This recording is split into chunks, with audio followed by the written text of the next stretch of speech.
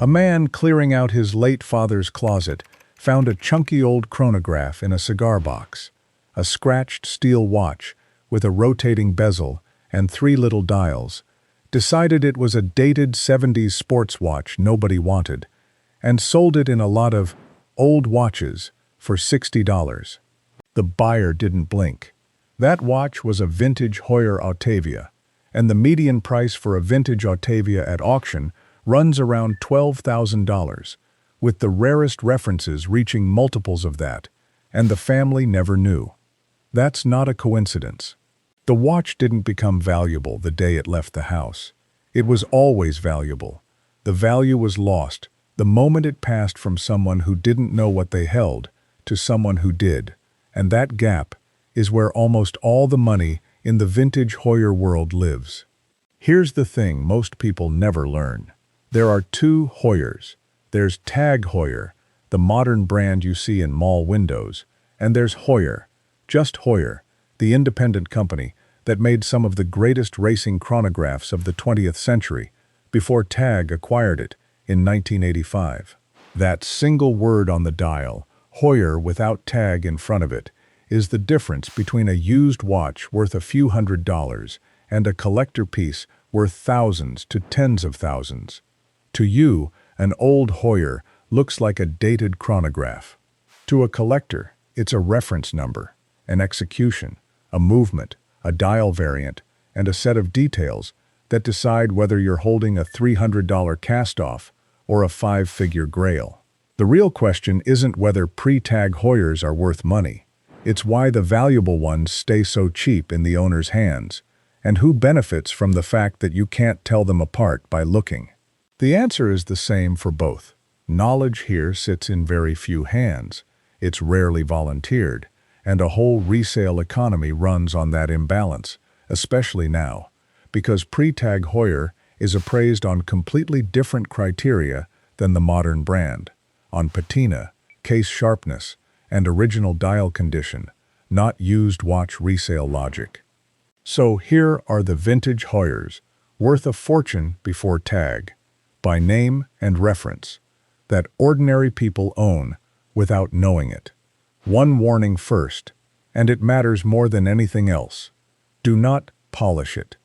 Pre-tag Heuer values live and die on case sharpness and original dial condition, and a buffed case with rounded edges or a refinished dial can gut the value in an afternoon, which is exactly why collectors say unpolished, unpolished, unpolished, the way a wine buyer repeats a vintage year. The first is the Heuer Autavia, and the name itself is a clue, stitched together from automobile and aviation, the 2 worlds these timing instruments were built for. This is the watch with the rotating bezel and the cushion-shaped case, and it is one of the most influential chronograph collections to come out of the 1960s. The early hand-wound references, the screwback 2446 and 3646 from the 60s running Valjoux movements, are the ones that make serious collectors' pulses race, and the median vintage Autavia, at auction, sits around $12,000, with the first execution pieces climbing far higher. Here's a piece of good news, though. Prices actually fell after their 2015 to 2020 peak, because the pandemic pushed mainstream watches up, but pushed the Autavia down, which means right now is an accumulation window on one of the genre's founding watches. Flip it over, read the reference engraved on the caseback, and leave it exactly as it is. The next one carries a name that means everything to collectors and nothing to the public. The second is the Heuer Carrera, named for the brutal Carrera Panamericana road race, and it's the watch Jack Heuer designed to be the cleanest, most legible racing chronograph possible. Where the Autavia shouts with its bezel, the Carrera whispers, a plain tension ring dial, no clutter, pure motorsport instrument. The references to know are the hand-wound 2447 and 3647 from the 1960s, and the value hides in the dial variant, because a simple 3-register Panda dial, black registers on silver, can be worth multiples of a plain configuration that looks nearly identical to an untrained eye. There's also the Carrera Dato, the rare date window versions, like the 3147, and the yachting and tide complication Seafarer and Mariograph, built into Carrera cases, which exist in tiny observed populations. The seller sees an old dress chronograph. The buyer reads the reference and the dial execution, knows it's a first execution Carrera, and pays the asking price without negotiating, because they're getting a founding design of the sport watch genre for a fraction of what a comparable Rolex or Patek chronograph costs. If that surprised you, the next is the most recognizable watch on this list, and the one most likely to be badly misjudged. The third is the Heuer Monaco, the square-cased automatic chronograph made famous by Steve McQueen in the 1971 film Le Mans, and its most defining feature is a tell in itself. The crown is on the left side of the case, not the right, because the automatic caliber 11 movement inside put it there. That left-hand crown is a signature no ordinary watch has. The blue dial 1133B is the icon, but the value runs deep into the variants. The rare 1133 chronomatic branded early pieces, the black-coated 740303N Dark Lord with its fragile finish, and the later caliber 12 executions. A modern tag reissue Monaco sells new in the low thousands, which is exactly why people undervalue the vintage original, assuming it's worth about the same, when a genuine pre-tag Monaco, in honest condition, is a different animal entirely. Don't price a vintage Monaco off the modern one. The square case and the left crown are telling you it's the real thing. Now the list shifts to the references most people have never heard of, where the sleeper money lives, and two similar-looking watches are worlds apart. The fourth is the Heuer Camaro, named after the Chevrolet, a hand-wound chronograph in a distinctive 37mm squound, square meets round, case that represents the tail end of creative hand-wound production before automatics took over. In a stunning, exotic dial configuration, silver-white with a black tachymeter ring and orange pops, the Camaro is a design object collectors quietly chase while the public walks right past the unfamiliar name.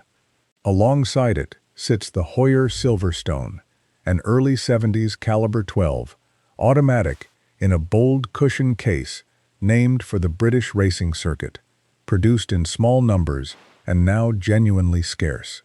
These are watches with no household name recognition and no marketing, which is exactly why they stay underpriced in private hands. The public doesn't know the name, so it doesn't know to look it up, and the information gap does the rest. The tell across all of them is the same: original dial, sharp unpolished case, correct execution for the reference, and the little T Swiss T or Swiss T text at the bottom of the dial that denotes tritium lume, the kind of detail vintage collectors go nuts over. The fifth lesson is the one that costs people the most without realizing it, and it's about what comes with the watch. With vintage Heuer, originality is the single greatest value driver, and that extends far beyond the watch itself. The original box, the papers, the booklet, the service receipts, the original bracelet, often a beads of rice or a signed clasp specific to the reference, and matching numbers, the case, caseback, and movement, all agreeing, because collectors prize matching numbers, watches exactly the way a classic car buyer does. On a Skipper or an Autavia, listings that read matching numbers, case, plexi, dial, strap command a premium precisely because everything is provably original. Here's the cruel mechanics. The watch goes in a drawer to be kept. The box gets thrown out during a move because it's just a box. The papers get tossed as old clutter. The original bracelet gets swapped for a cheap strap, and the real one disappears. And years later, the most value-additive things you could have kept are gone, because the people who buy bare watches from people who didn't know to keep the rest are doing just fine with that arrangement. Even on the modern side, complete sets with box and papers command 10 to 20% more. On vintage, the gap is far larger. So keep everything: the box, the papers, the bracelet, the spare links, the service receipts, and do not sell a Heuer with its accessories in a bulk lot of old watches, because the value of a whole pile can sit in one watch and one original bracelet nobody bothered to separate. The sixth takes that bulk lot danger to its most expensive extreme, and it's the watch hiding inside the pile that's worth more than the entire pile. The Heuer Autavia GMT, the reference 2446, first execution GMT, with its screwback case, all lume markers, and the arrow-tipped GMT hand, is considered among the best vintage GMT watches ever made, and it looks, to an untrained eye, like just another old 3-register chronograph. Add the Joe Siffert connection, the reference 1163T, Siffert Autavia, worn by the Swiss racing driver who sold Heuers to his fellow racers and, as legend has it, to Steve McQueen on the set of Le Mans, and you have a watch with genuine racing provenance and a very low observed count. The danger is that a watch like this gets swept into an estate clear-out where a dealer offers a single round number for all the old watches in the box. The Autavia GMT gets absorbed into the lot. The family sees a fair-sounding total and takes it, relieved to be done, and the buyer walks out having paid a fraction of one watch's value for everything. This is where the most people lose the most money, not because the watch was disguised as junk, but because it was disguised inside a fast transaction designed to prevent itemization. Grief and exhaustion are the picker's best friends. So the rule, plainly: never sell watches in a bulk lot. Never accept one price for all of them. Photograph every watch front and back. Read every reference on the caseback, and research each one separately, because the entire value of a collection can sit in one piece you didn't recognize. The seventh is the watch, where value comes not from the model line at all, but from what it did and who it was issued to. Heuer made military and mission-issued chronographs, the rough-and-ready mil-spec pieces like the Bundeswehr chronographs issued to the German armed forces, and even Heuer stopwatches and dashboard timers used in racing and aviation. An issued military Heuer often carries engraved markings, issue numbers, or service stamps on the caseback that look like meaningless scratches to anyone who doesn't read them. To the family, it's grandfather's beat-up old chronograph.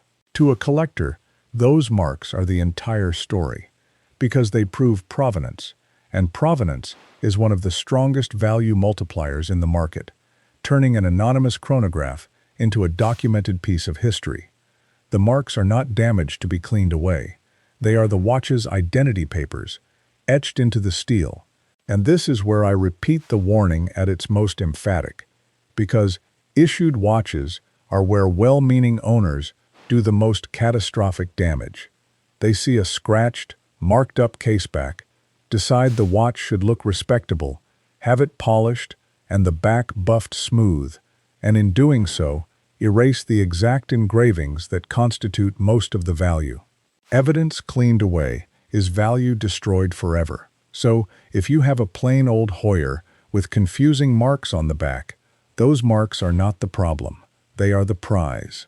Leave it exactly as the soldier left it.